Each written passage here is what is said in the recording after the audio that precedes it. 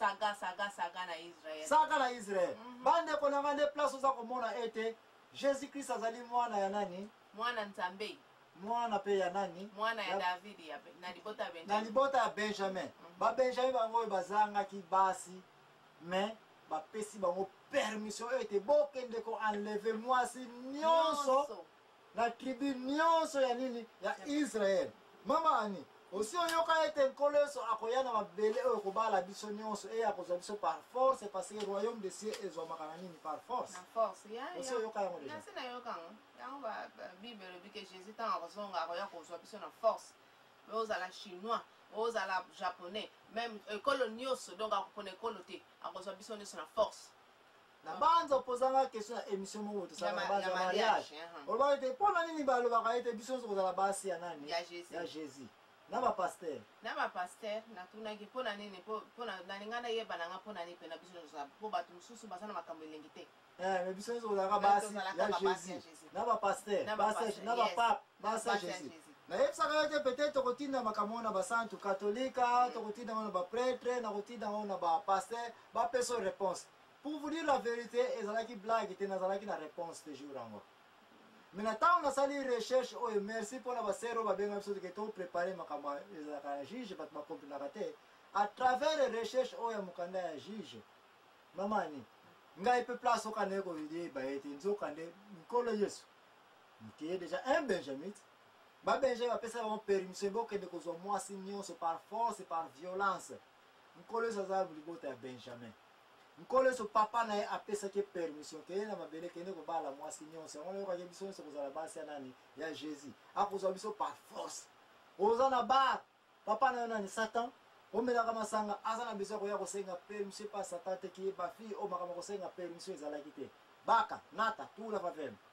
Jésus Christ akoli ko ya na ba abali o mwasi ndumba akotisi na libala na ndako na ye même ba démon nyonso bazosaka makama okoli kozala démon oyi kozala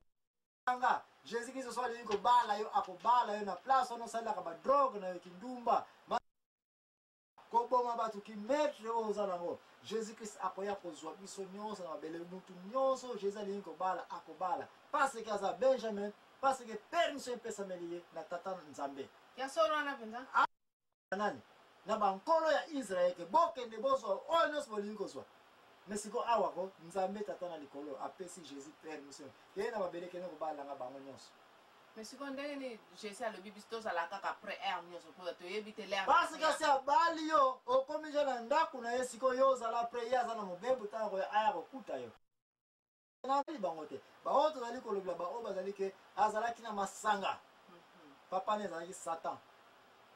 azalaki na kindumba azali na mizugoswana azali na bikoba azali na misala nyonso ya mbindo ya ndenge na ndenge kozali kozalela Jésus Christ akoya par force to ayaka par force kobala biso nano yoka te mutu azalaki mubomi nakoma kosimba Biblia mosusu pa asimbaka Biblia mais azosalaka makambo elengi te yes mosusu azosimba Biblia mais azosalaka makambo elengi te azokole kolukaka makambo leer nyonso koprovokaka bato makambo nyonso wana seke nana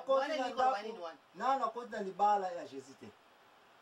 mais soki akoti na libala ya Jésus Jésus Christ na misala na ye wana ntango kozwa yo asokoli yo akomisi yo propre okomi vierge yango naza koyoka ete baponaki kaka bafille baya kofete fiete ya nani ya la fille de Jephthah mwana Jephthah azalaki vierge bafille bayaki wana bazalaki kaka vierge Jésus Christ na ntango aza koorganize bato na mabele ndi ntango abali yo na ntango wana azwi yo asokoli na bolo okomi vierge comment mutu azalaki na bikobo wana elongwe akomi pasteur mutu wana azalaki na kindumba wana elongwe okoya koyo ete akomi vierge mutu nyonso aza na kati na Jésus asokoli ye akomi vierge Jésus akobala ye avec force sikoyo de biloko kokomisa d'abord mutu vierge misala nyonso wana asokoli yo nsima ye kobala yo par force po alongwe na misala na kaya Satan abali yo bana balevitike bana Benjamin oyo bazwamaki permission bokende kozwa na libota nyonso ya Israël eza tribu ya Dan ya Zabulon ya Neftali ya Gad ya Asha ya Joseph ya Simeon ya Juda ya Ruben zwa mwana nyonso kozwa nde yango na Jésus Christ aza na frontière te na mabele akoyoka na n'importe quel pays akozwa me mama ani mama ya saka oyo eza koleka awa tiango na mutu ete tango likambo oyo esalemi ete zizani saka ekoti na Israel eboyi kosalela Nzambe pour 400 ans likambo tango esalemaki Nzambe likambo epesaki ekanda place baya koelimine kombo ya babenjamin po bazongisaki bango te po barevivre tozongisa kombo na bango po barevivre topesa bango bana biso baya kosala nini baya kobala me Nzambe alingaki lisusu koyoka kombo ya nini te ya Israel te pour 400 ans Israel eza kolela Nzambe akangi matoi baoyo nyonso baza koyoka baprofete Naum baprofete Ezekiel Nehemi Joel baza koya na bango mpona koya kopesa message Israel yo tiki Nzambe zongela nani Nzambe mais en réalité muta kosa yo te depuis jour oyo bana Israel basalaki mouvement ya kotante kolongola kombo ya Benjamin na liste ya les 12 tribus d'Israël depuis jour wana Nzambe asala nini juge moko atikala suki komona te po adirige nini Israel baroi David nyonso bakoya ke baroi David azalaki juge te roi David azalaki considéré comme mokonzi mpe kaka ya armée mpona koorganize administration na Jérusalem mpe kaka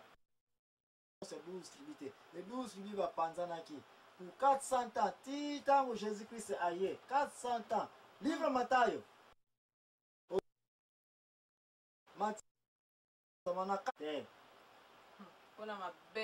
soko yoki ete bato bakomi kosambela batineti kaka baEzekiel batineti kaka baprofete danani oyo baprofete nyonso okoki koloba baElize nyonso oyo moko kaka aza kosambelaka na bababele mpe oyo kuta eza nango mosusu ya bana ya Israele te bamosusu meme neti kaka badaniel bazalaki wapi na Babylone epa na Nabucodonosor donc soko oza kotala mokanda ya Daniel makambo elekeli kutu parmi bana ya Israele te elekeli yango eplace mosusu ti koya ya nkolo Yesu Masiya ki ye mwana ya Benjamin oyo kombo babomi ya banani ya Benjamin Nzambe ye moko mutu azongisaki Benjamin na mabele oyo yango wana koya koyeba ete bato mingi bakanisaka ete judaïsme to Jésus-Christ ntango aye ke balevitiko bana Israel kaki asala kwanidiakako yango wana ozwa Santu Petelo azalaki mwana ya Benjamin ozwa Petelo Benjamin Paulo Benjamin André Benjamin baapôtre nyonso à part Juda tous les apôtres bazalaki même balevitiko te ke bapastere ki yango toza kowelaka lelo nyonso Lévitique. Mais Jésus-Christ ntango aye na badisciple ne atravaille kutu na tribu moko ya Israel te babenjamin kaka batravaillaki na bango tous les disciples à part Juda c'était de Benjamin Nzambe aye korestaurer royaume na ye ya sika aye kozongisa libota ya Benjamin ya sika yango wana tokolobela libota ya Benjamin na mama na bango nani Rachel émission ekoza koya après oyo immédiatement tokoloba Rachel po teba exactement pasi ya Rachel mpona kobota mwana oyo Benjamin apesi mwana na mokili Benjamin ye moko alobi bobomanga parce que choix ezalaki obota yo okufi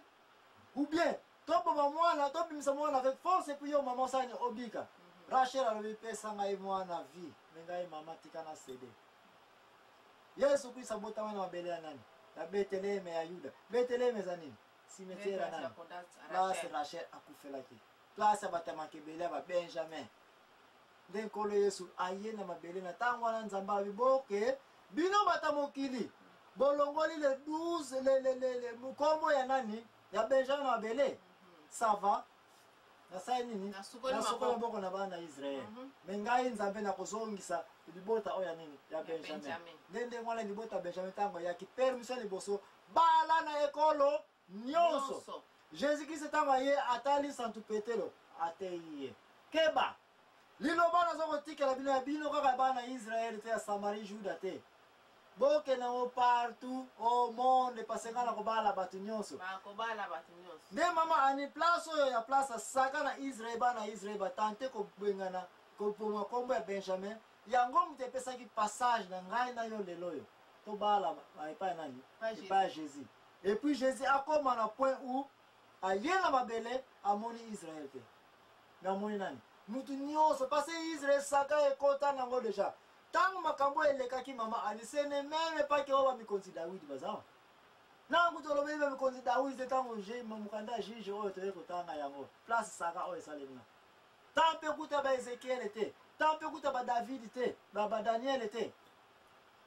oza ko lana mama ani Très bien. nde place oza ko mona ete Jésus Christ ye aye ko restaurer nini royauté ya sika na sima ba Benjamin kiye yango oza ko yoka Christianité judaïsme kiye uta na juda